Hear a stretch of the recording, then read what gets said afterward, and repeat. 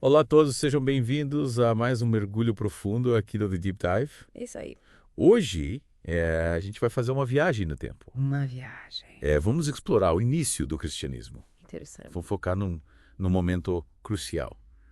A ascensão de Constantino e o impacto da conversão dele no século IV. Imagine só. Uma fé que nasceu na marginalidade, perseguida, Totalmente. de repente se vê acolhida pelo Império Romano. Que mudança, né? Quais foram as consequências dessa mudança radical? Vamos ver descobrir. Pois é fascinante como um único evento pode ter repercussões tão profundas e muitas vezes inesperadas. É verdade. A conversão de Constantino em 324 de.C. É. inaugurou uma nova era para os cristãos, Nova era. de perseguidos, É. passaram a ter liberdade de culto e Não. reconhecimento legal. Olha só. É como se a Mará tivesse virado completamente da noite para o dia. Uma mudança, então. E que impactos teve no dia a dia daqueles primeiros cristãos? Imagine a transformação. Antes, eles se reuniam em segredo, em casas ou catacumbas, Certo. receosos de serem descobertos e punidos. Nossa. Com a conversão de Constantino, a situação se inverteu completamente. Eles não só podiam praticar sua fé abertamente, como também ganharam espaço na esfera pública. Foi interessante. É, É quase como sair das sombras. E de repente está sob os holofotes, não é? exatamente. E essa nova visibilidade com certeza trouxe desafios. Certo. Sem dúvida. Essa mudança repentina não foi fácil de assimilar para todos. Afinal, a fé cristã tinha as suas raízes na humildade, na simplicidade. Com a chegada de novos convertidos, muitos vindos da elite romana, Olha só. a igreja passou a lidar com novas dinâmicas, É verdade. inclusive sociais e econômicas. É verdade. É como se a estrutura da igreja, antes tão horizontal, começasse a se verticalizar com a influência desses novos membros. E como essa mudança se refletiu na arquitetura e nos cultos da época. A mudança foi visível. É. As reuniões simples em casas Certo. deram lugar a grandiosas basílicas inspiradas nos modelos arquitetônicos romanos. Olha só. Constantino, inclusive, envolveu-se pessoalmente na construção de algumas delas, É mesmo. como a Basílica de São Pedro. Uau. De encontros discretos a templos majestosos, que transformação, Pois é. e os cultos. Imagino que também tenham sofrido influências dessa nova realidade. Com certeza. A simplicidade dos primeiros cultos deu lugar a liturgias mais formais, com incensos, vestimentas elaboradas e elementos que antes eram vistos com desconfiança, por serem associados aos cultos pagãos. Que interessante. Essa mistura de influências romanas e cristãs deve ter gerado tensões, né? Afinal, nem todos os cristãos viam com bons olhos essa aproximação com o Império. Exatamente. A crescente influência do Império Romano nos assuntos da igreja gerou reações diversas. Alguns cristãos, em busca de uma experiência mais pura e simples da fé, optaram pelo isolamento, dedicando-se à oração e à contemplação.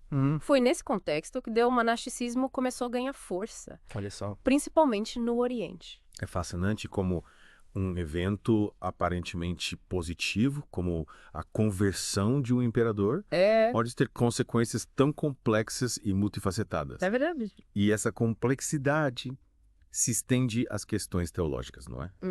Afinal, com a igreja ganhando destaque, as disputas doutrinárias se intensificaram. Sem dúvida. Com o crescimento da igreja e a entrada de novos fiéis com diferentes formações, as discussões teológicas se tornaram mais frequentes e acaloradas. E Constantino, em vez de se esquivar dessas controvérsias, buscou resolvê-las, muitas vezes por meio de decretos imperiais. Ou seja, a política se misturava cada vez mais com a religião. Exato. E isso nos leva a um dos capítulos mais importantes dessa história. A controvérsia ariana. Você consegue nos explicar melhor do que se trata? Claro. Ário, um teólogo de Alexandria, causou grande polêmica ao questionar a divindade de Cristo. Ele afirmava que Jesus, embora fosse um ser excepcional, Sim. era uma criatura criada por Deus Pai Olha só. e, portanto, subordinado a ele. Que ideia revolucionária para a época. E qual foi a reação da igreja a essa doutrina? A reação foi de forte oposição. É mesmo? Muitos teólogos da época, como Atanásio, se levantaram contra Ário Certo. defendendo a doutrina da Trindade. Nossa, Ou seja, tá. a crença na divindade do Pai, do Filho e do Espírito Santo. E como essa disputa teológica se desenrolou? Quem saiu vitorioso? Essa disputa acabou dividindo a igreja em dois grandes grupos. Os católicos, que defendiam a Trindade. E os arianos, seguidores de Ário. Entendi. E para tentar resolver essa controvérsia, Constantino convocou o primeiro concílio ecumênico. Olha só. Em Niceia. No ano de 325 a.C. Um marco histórico. Pela primeira vez, líderes cristãos de todo mundo se reuniram para debater questões de fé. Exatamente. E qual foi o resultado desse concílio? Em Niceia, o arianismo foi condenado como heresia. E o credo niceno, Sim. que afirmava a divindade de Cristo, e a doutrina da Trindade foi formulado.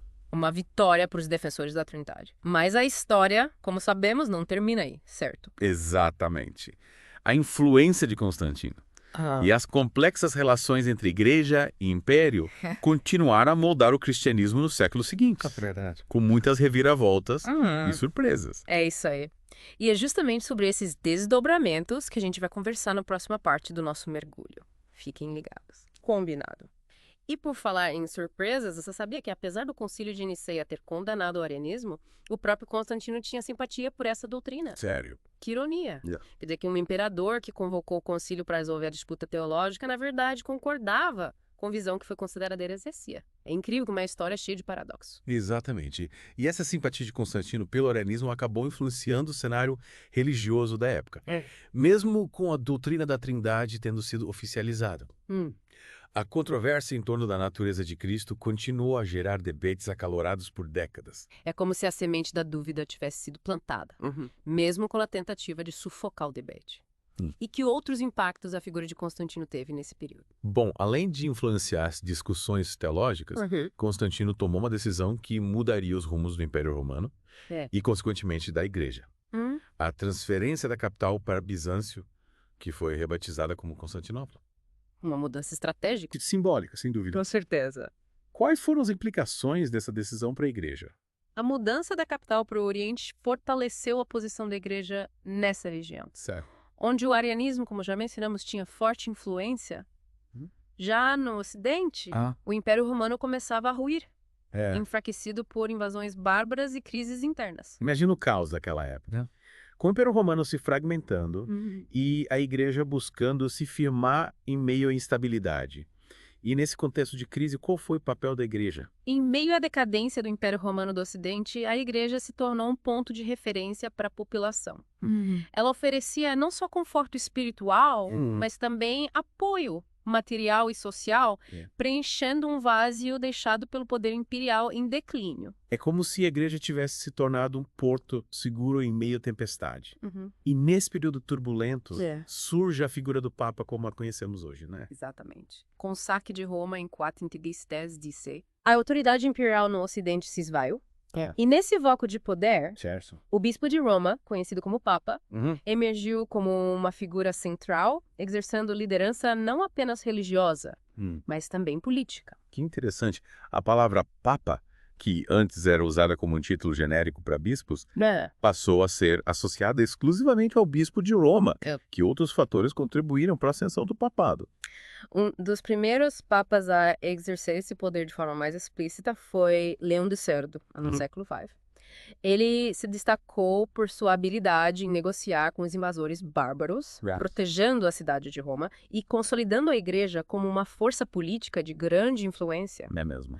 Além disso, Leone afirmou a supremacia da Igreja de Roma sobre as demais igrejas cristãs, argumentando que Pedro, o apóstolo, teria sido o primeiro bispo de Roma, ele teria passado a autoridade. Ou seja, em meio ao colapso do Império Romano, a Igreja não apenas sobreviveu, como se fortaleceu e se transformou. Com a figura do Papa assumindo um papel central, é impressionante como a história é capaz de nos surpreender. Com certeza. E as consequências dessa transformação seriam sentidas por séculos, influenciando a igreja medieval, a reforma protestante e até os dias de hoje. É incrível como esses eventos do passado distante ainda ecoam no presente. É verdade. E falando em presente, que lições podemos tirar dessa história para compreender a relação entre igreja e Estado nos dias de hoje? É o que vamos descobrir na próxima parte do nosso mergulho. Pois Pois é, chegamos à parte final do nosso mergulho na história do cristianismo primitivo. E depois de navegar por tantas transformações, disputas teológicas e mudanças de poder, a pergunta que fica é: o que essa história nos ensina sobre a relação entre igreja e Estado nos dias de hoje? É uma pergunta complexa e que gera muitos debates até hoje. Afinal, vimos como a intervenção do Império Romano, mesmo quando motivada por boas intenções, como no caso de Constantino buscando a unidade da igreja, acabou gerando consequências inesperadas. A controvérsia ariana, por exemplo, demonstra como a tentativa de impor uma doutrina por meio do poder político pode ser contraproducente. É verdade. E a história nos mostra que a fé não pode ser imposta pela força. Cada indivíduo deve ter a liberdade de seguir suas próprias convicções sem interferência do Estado. Mas, por outro lado, também vimos como a igreja em momentos de crise, como a queda do Império Romano do Ocidente, desempenhou um papel fundamental no apoio à população, oferecendo não apenas conforto espiritual, mas também ajuda material e orientação moral. Exatamente. A igreja, ao longo da história, sempre teve um papel social importante. E esse papel se manifesta de diversas formas, seja por meio da caridade, da educação ou da defesa dos mais vulneráveis. A questão é como encontrar o equilíbrio entre o papel espiritual e o papel social da igreja, sem se submeter ao poder político ou se isolar da sociedade. É um desafio e tanto. Encontrar esse ponto de equilíbrio exige sabedoria, discernimento e constante diálogo. Afinal, a igreja não pode se tornar um instrumento do poder político, nem se fechar em uma bolha, ignorando as necessidades do mundo ao seu redor. E a história, com seus acertos e erros, nos oferece valiosas lições para refletir sobre essa complexa relação entre fé e poder. Sem dúvida, estudar o passado nos ajuda a compreender o presente e a construir um futuro mais justo e fraterno, onde a fé seja um instrumento de transformação social e de promoção da dignidade humana. Muito bem. E assim chegamos ao fim de mais um mergulho profundo aqui no Deep Dive. Esperamos que essa viagem pela história do cristianismo primitivo tenha sido enriquecedora para você. E não se esqueça de deixar o seu comentário, compartilhando suas impressões e reflexões sobre esse tema tão fascinante. Isso aí. Até! Abraço a todos. Um abraço a todos e até o nosso próximo mergulho.